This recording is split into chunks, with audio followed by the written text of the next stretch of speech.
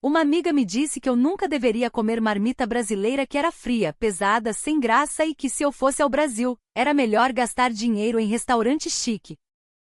Pessoal, se você gosta de histórias reais com choque cultural, preconceito sendo desmontado na prática e aquela virada que deixa todo mundo em silêncio, já deixa o like, se inscreve no canal e comenta de onde você está assistindo. Meu nome é Amanda Miller. Eu moro em Austin, no Texas, com meu marido Ryan e a nossa filha de 5 anos, Chloe. Somos uma família comum. Ryan trabalha numa empresa de tecnologia, eu faço meio período numa biblioteca comunitária e no resto do tempo tento equilibrar casa, filha, trabalho, escola, contas e aquela correria que todo mundo conhece. Até pouco tempo atrás, o Brasil era, para nós, uma mistura de imagens soltas. Futebol, carnaval, praias, Amazônia, café, música, churrasco. Aqueles clichês que muita gente no exterior repete sem realmente saber do que está falando. Eu mesma admito, sabia pouco. Sabia menos do que achava que sabia. E hoje, quando olho para trás, percebo como é perigoso formar opinião sobre um país inteiro com base em meia dúzia de vídeos, comentários de internet e frases jogadas por pessoas que também nunca entenderam direito o lugar que visitaram. A nossa vontade de conhecer o Brasil nasceu de 3 formas diferentes. Ryan começou a se interessar por causa do trabalho. Nos últimos anos, na empresa dele, muita gente comentava sobre o Brasil em reuniões: energia limpa, agronegócio, aviação, tecnologia financeira, mercado consumidor enorme, startups, investimentos internacionais. Um colega dele voltou de São Paulo dizendo que a cidade era gigantesca, intensa, cheia de contrastes e muito mais sofisticada do que ele imaginava. Ryan chegou em casa naquele dia com os olhos brilhando. Eu queria ver isso de perto, ele disse. Todo mundo fala do Brasil como se fosse só praia e festa, mas parece que tem muito mais acontecendo lá. Eu ri porque para mim o interesse tinha vindo de outro lugar, vídeos de viagem no YouTube. Eu seguia uma americana que viajava pelo mundo, e em uma série no Brasil, ela apareceu caminhando por ruas cheias de gente, entrando em padarias, experimentando pão de queijo, tomando suco de frutas que eu nem sabia pronunciar, visitando uma feira de bairro, conversando com vendedores, rindo com desconhecidos. Em um vídeo no Rio, ela ficou parada olhando o pôr do sol no arpoador, enquanto brasileiros ao redor aplaudiam o céu como se a natureza tivesse acabado de fazer uma apresentação particular. Ela olhou para a câmera e disse: "Eu não sei explicar, mas aqui existe uma energia que abraça você antes mesmo de você entender o idioma." Aquela frase ficou na minha cabeça. Nos comentários havia de tudo. Brasileiros orgulhosos, estrangeiros apaixonados, gente dizendo que o Brasil era o país mais caloroso que já havia visitado. Claro, também existiam comentários negativos, porque a internet nunca perde a chance de transformar qualquer assunto em guerra. Alguns diziam que o Brasil era perigoso, bagunçado, exagerado, impossível de entender. Mas quanto mais eu lia, mais curiosa ficava. Como um país podia provocar reações tão fortes e tão opostas? Como uma pessoa podia sair de lá dizendo que nunca mais voltaria, enquanto outra dizia que o Brasil tinha mudado sua vida? E Chloe, nossa filha, entrou nessa história por um caminho completamente diferente: a escola. A professora dela apresentou músicas, bandeiras e comidas de vários países em uma atividade cultural. Quando chegou a vez do Brasil, Chloe voltou para casa falando "obrigada, tudo bem?" e tentando dançar do jeito que viu num vídeo infantil. Depois descobriu personagens brasileiros, desenhos, músicas para crianças e, principalmente, ficou fascinada com a ideia de um país onde as pessoas se cumprimentavam com abraço, onde a comida era colorida e onde as crianças comiam arroz, feijão, carne, ovo, legumes, farofa e frutas no mesmo prato. Brasil existe de verdade? Ela perguntou uma noite com aquela seriedade que só uma criança de 5 anos consegue ter. Existe sim, Ryan respondeu. Então eu quero ir. E foi assim, meio por curiosidade, meio por encanto, meio por vontade de ver com nossos próprios olhos aquilo que tanta gente elogiava ou criticava. Compramos as passagens, montamos o roteiro e decidimos passar alguns dias em São Paulo e depois no Rio de Janeiro. Quando contamos para Chloe, ela pulou no sofá como se tivéssemos anunciado uma viagem para dentro de um desenho. Eu vou para o Brasil? Eu vou falar obrigada de verdade? Durante semanas, todos os dias ela perguntava: quantos dias faltam para o Brasil? A alegria dela contagiava a casa. Eu comecei a pesquisar restaurantes, parques, museus, mercados, padarias, praias. Ryan lia sobre transporte, segurança, bairros, aplicativos, costumes. Tudo parecia se encaixar. Até que uma semana depois aconteceu o primeiro choque. Chloe voltou da escola com os olhos vermelhos. Não era choro de birra. Era aquele choro segurado, engolido que parte o coração de qualquer mãe. Chloe, o que aconteceu? Ela largou a mochila no chão e sentou no sofá sem olhar para mim. Eu contei para Avery que vou ao Brasil. Avery era uma das melhores amigas dela na escola. Uma menina falante, esperta, filha de uma família com bastante dinheiro. Os pais viajavam muito. França, México, Itália, Bahamas, até o Brasil eles já tinham visitado. Pelo menos era isso que Avery sempre contava com orgulho. E o que ela disse? Chloe respirou fundo. Ela disse que o Brasil não é divertido, que eu não devia ir, que é melhor viajar para Disney ou para Paris. Eu fiquei sem reação por alguns segundos. Não queria desrespeitar a opinião de uma criança, mas também não queria que Chloe perdesse o brilho no olhar por causa de um comentário de alguém que talvez nem entendesse o que estava dizendo. Ela explicou por quê. Não, só disse que foi ruim, mas antes ela tinha dito que viajou para o Brasil e viu praia e hotel bonito. Eu não entendi. Ryan, que estava ouvindo da cozinha, se aproximou e sentou ao lado dela. Avery pode ter sentido isso, ele disse com calma. Essa foi a experiência dela, mas isso não significa que a sua vai ser igual. Chloe olhou para ele. Mas e se ela estiver certa? Ryan sorriu de leve. Quando eu era mais novo, tentei apresentar uma ideia nova no trabalho. Um chefe me disse para desistir, que não ia dar certo. Ele tinha experiência.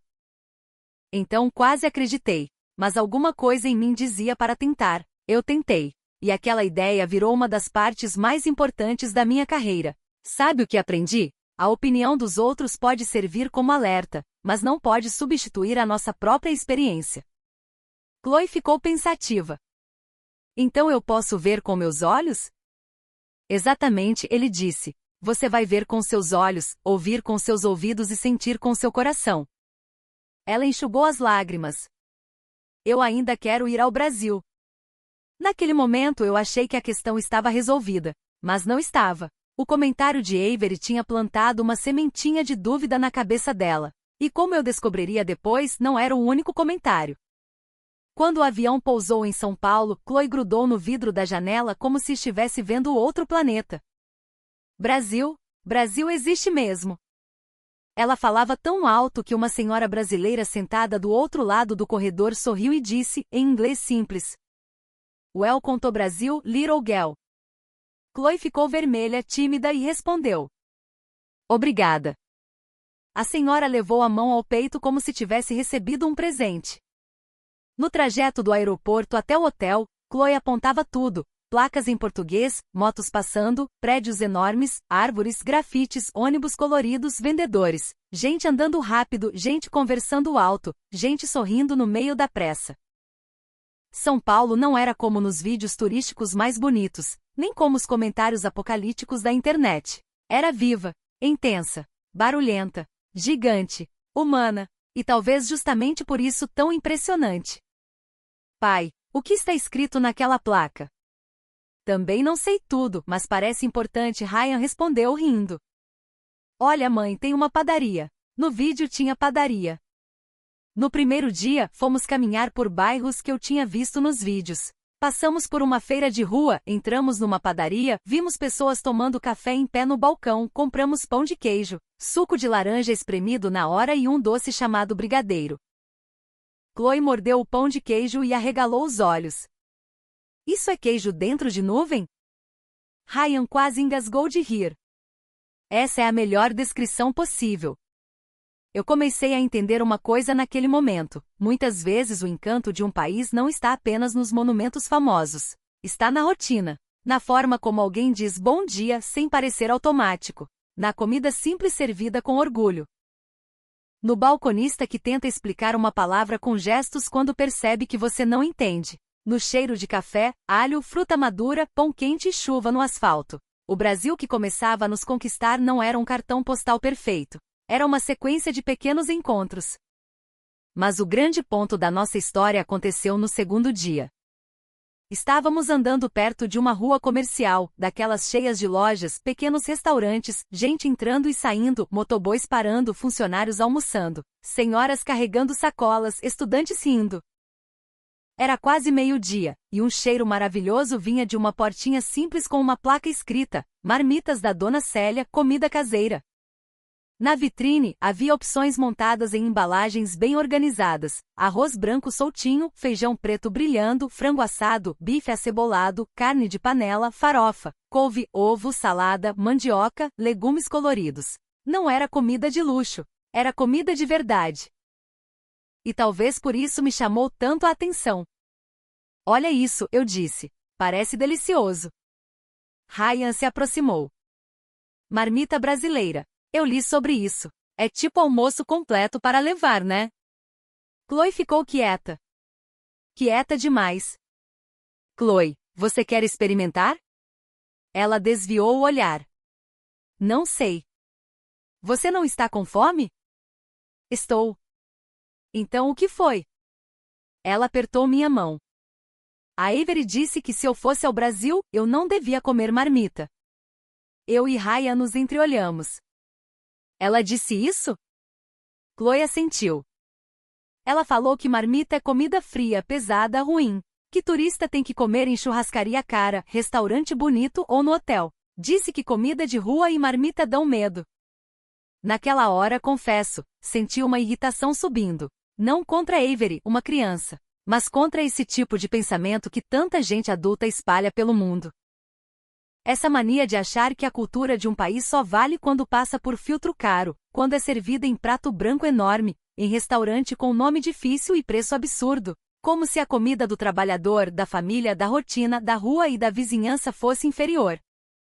Isso, para mim, é um preconceito muito mais profundo do que parece.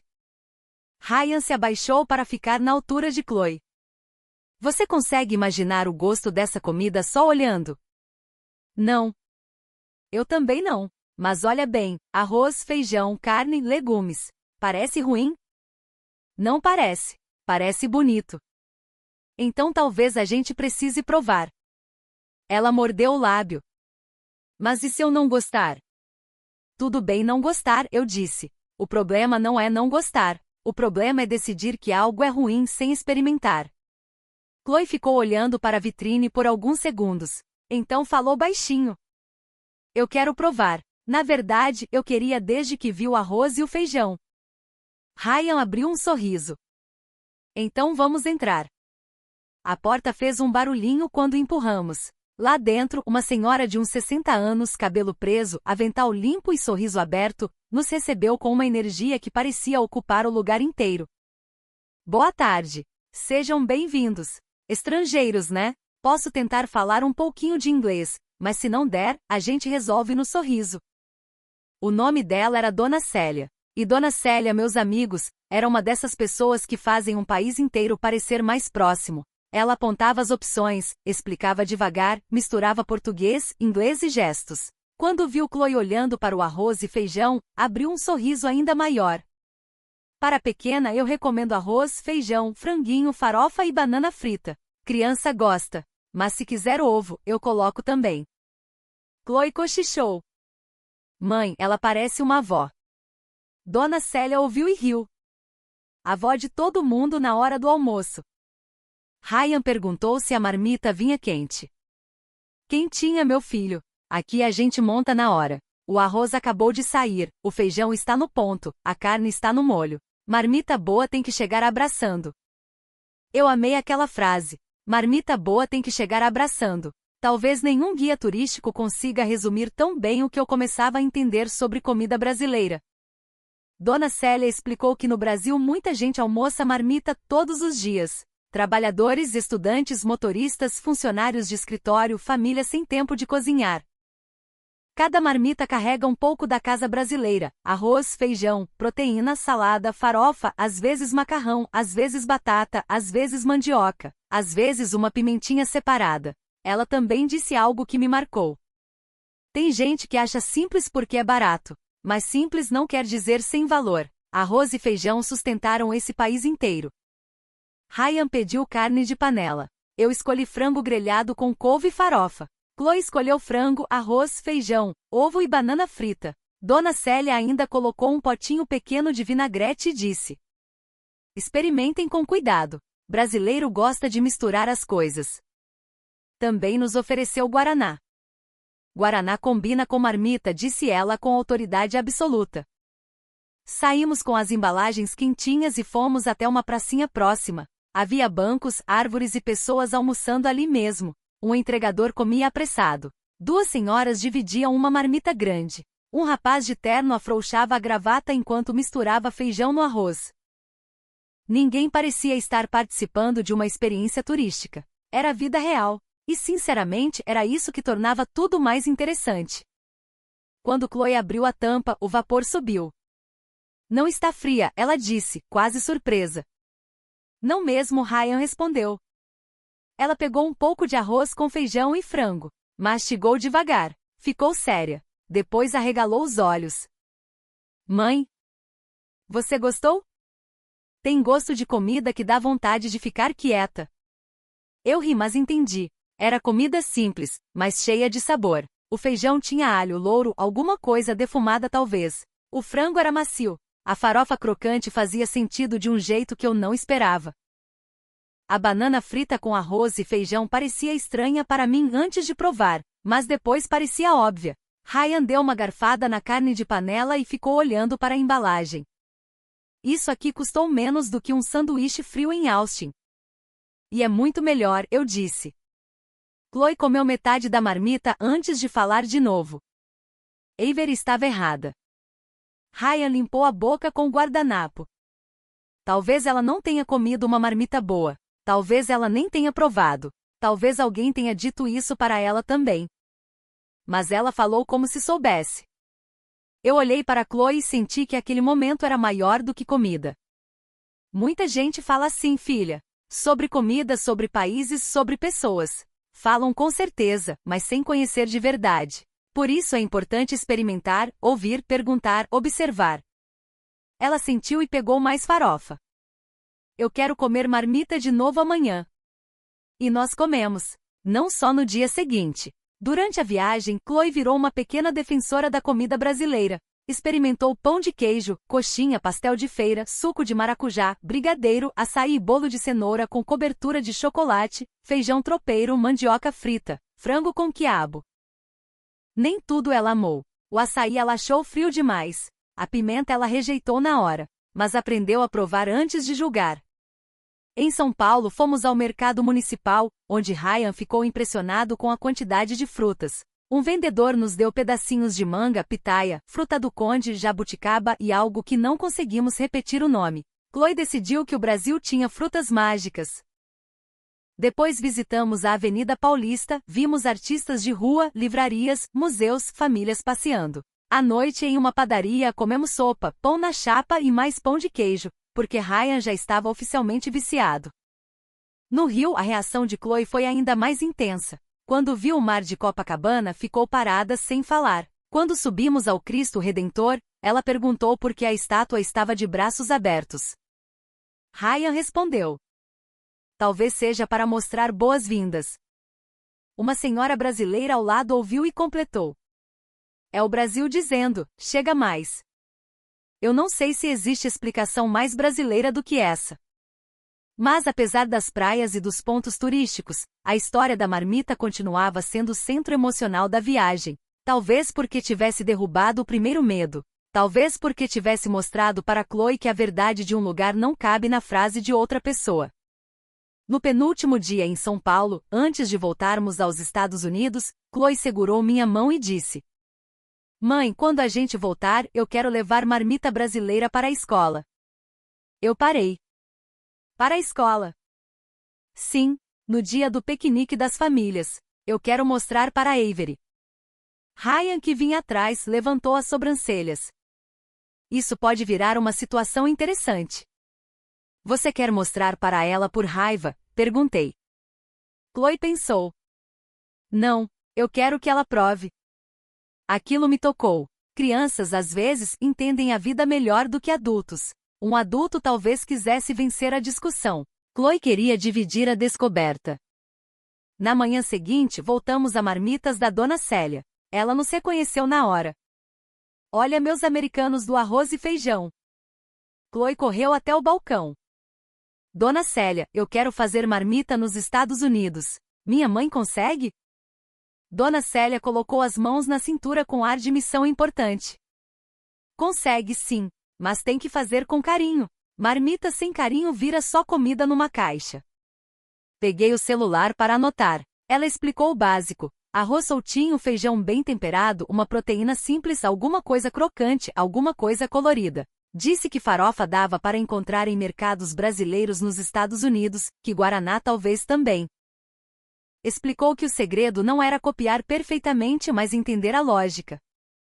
Brasileiro gosta de prato completo, ela disse. Tem que ter sustância, mas também tem que ter alegria. Um verdinho, um amarelinho, um molho, uma farofinha. A comida entra primeiro pelo olho, depois pelo cheiro, depois pelo coração.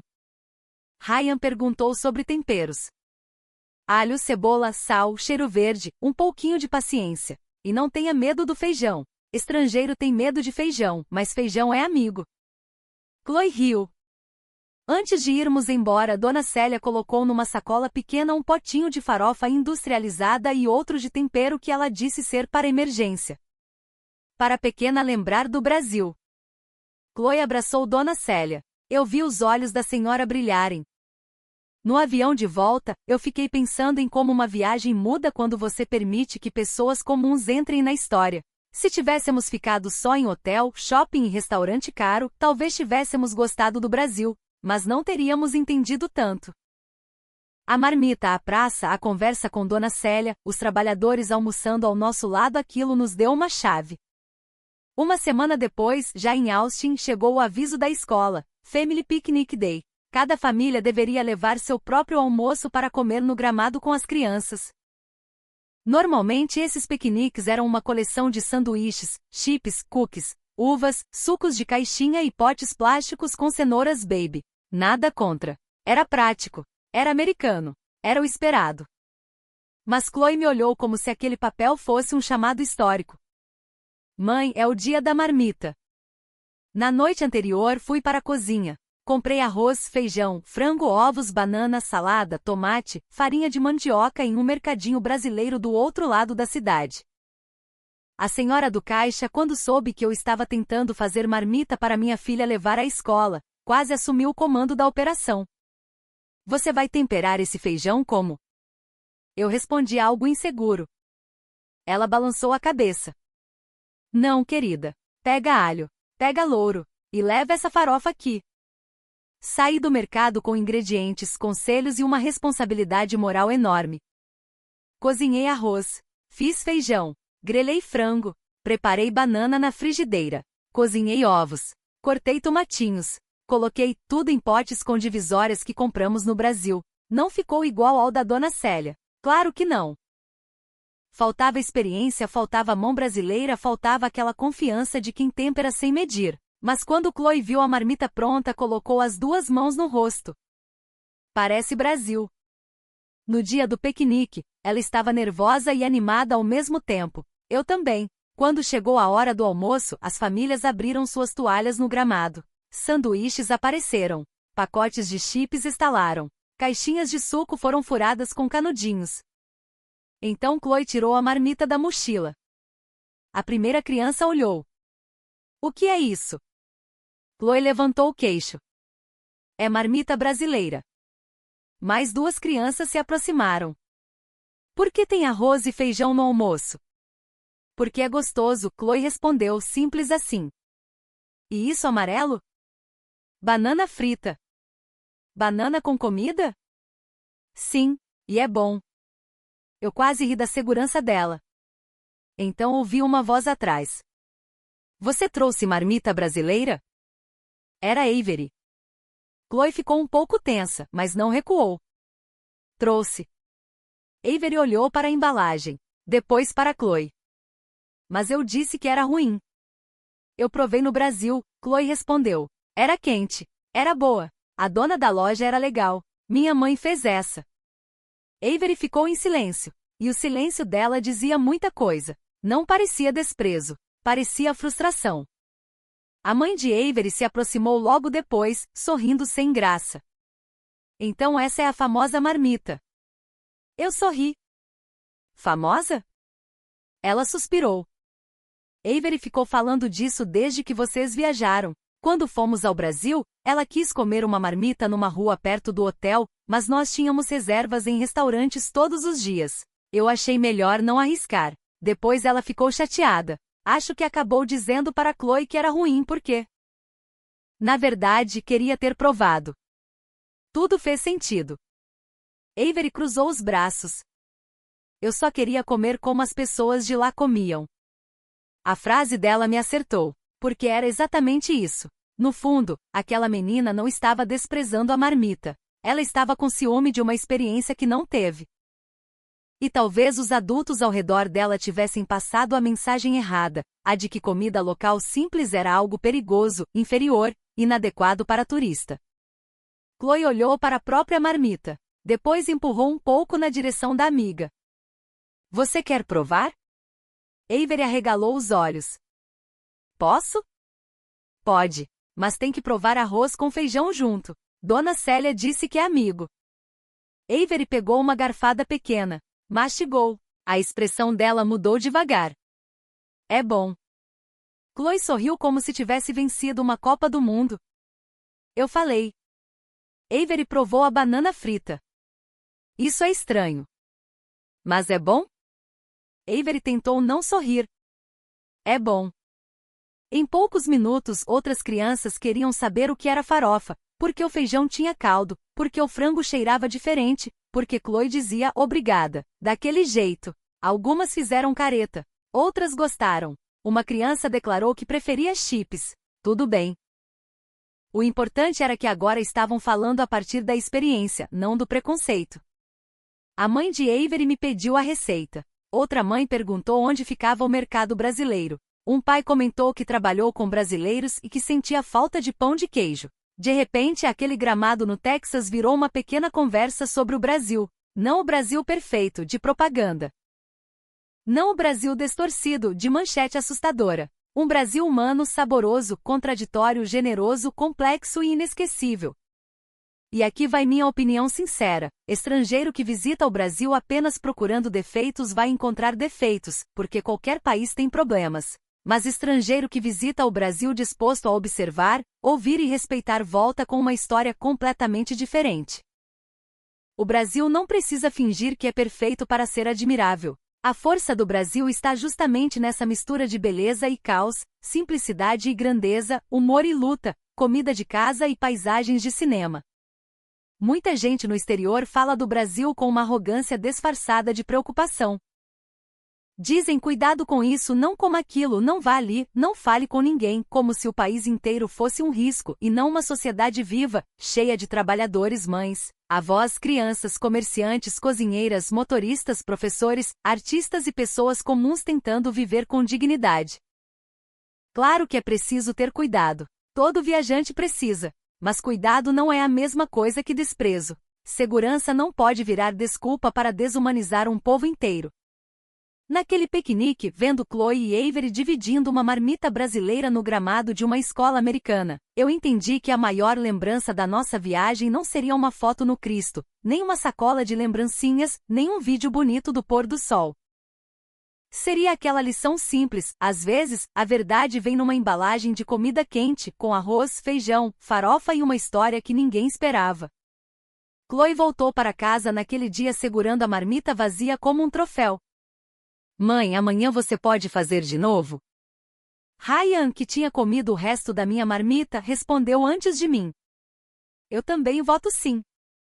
Desde então, a marmita brasileira virou parte da nossa casa. Não todos os dias porque ainda estamos aprendendo. Às vezes o feijão passa do ponto.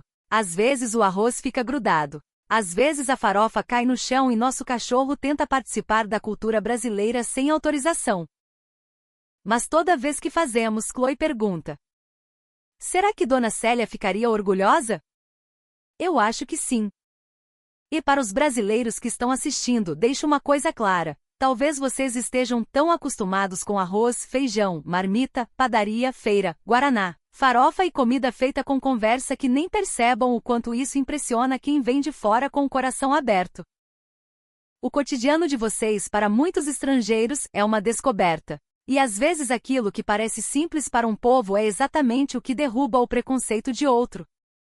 Então me conta nos comentários. Você já viu algum estrangeiro julgar o Brasil antes de conhecer e depois mudar completamente de opinião? Já apresentou uma comida brasileira para alguém de fora e viu a pessoa ficar sem palavras? E você, qual prato brasileiro acha que todo estrangeiro deveria provar antes de sair falando do país? Porque depois do que vivemos, eu posso dizer com toda certeza, nunca subestime uma marmita brasileira. Ela pode parecer simples, mas às vezes carrega dentro dela uma aula inteira sobre cultura, respeito e humanidade. Se você gostou dessa história, deixa seu like, se inscreve no canal e compartilha com aquele amigo que ainda acha que conhece o Brasil só porque viu meia dúzia de vídeos na internet.